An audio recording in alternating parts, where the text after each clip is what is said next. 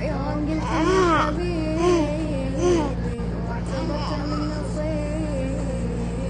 ما كنت